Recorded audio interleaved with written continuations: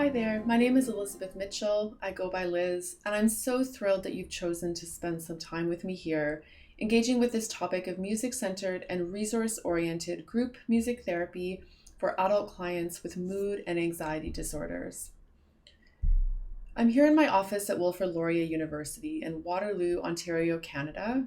And before I begin, it's important that I acknowledge the land on which I have the privilege to work.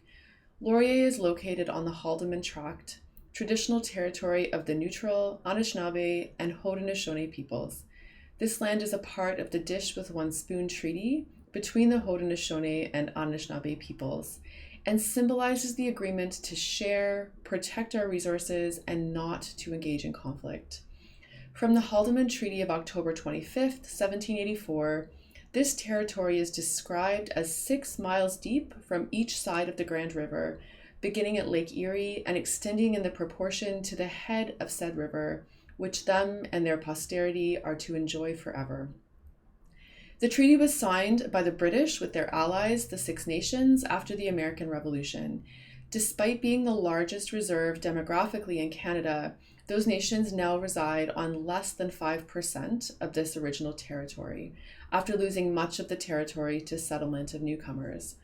Today, this gathering place is home to many First Nations, Métis, and Indigenous peoples from across Turtle Island, and I recognize, honor, and respect these nations as the traditional stewards of the lands and water. A little bit about me as well to start. Since 2020, I have been an assistant professor here at Wilfrid Laurier University, where I coordinate the Bachelor of Music Therapy program. Prior to beginning full-time work at Laurier, my clinical practice was largely within mental health treatment settings, initially with adolescents and children, and then from 2017 to 2020, I was Wilfrid Laurier University's first music therapist in residence. This residency was a partnership with a local adult mental health and addictions facility.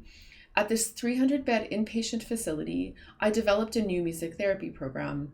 I facilitated group and individual sessions for inpatients, provided clinical supervision for interns, taught courses at Laurier, conducted research, and facilitated a choir for staff members.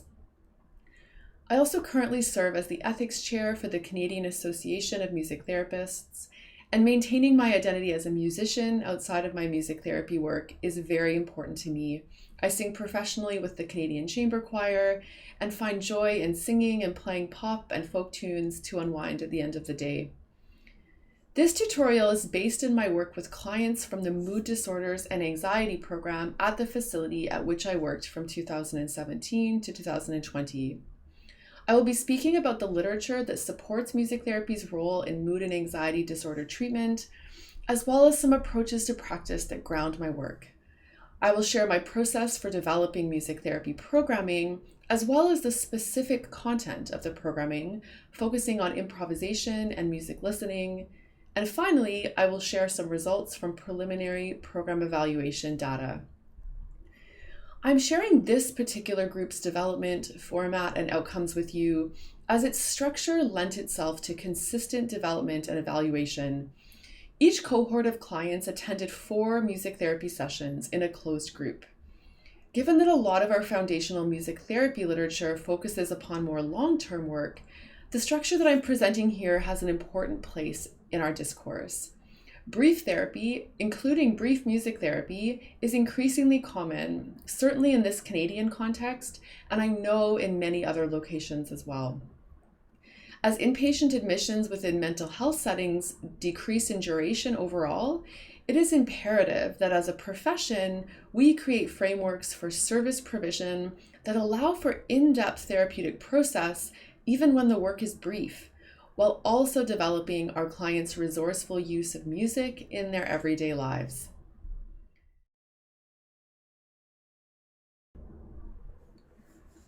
After working through the materials included in this tutorial, you will be able to summarize highlights of current literature that support music therapy's impact in the treatment of mood and anxiety disorders, advocate for the role of music-centered theory and a resource-oriented approach within music psychotherapy practice, articulate the clinical rationale for using improvisation and music listening with adults with mood and anxiety disorders, apply practical musical experiences within your own music therapy practice, and understand the process of developing, implementing, and evaluating music therapy programming in adult inpatient mental health.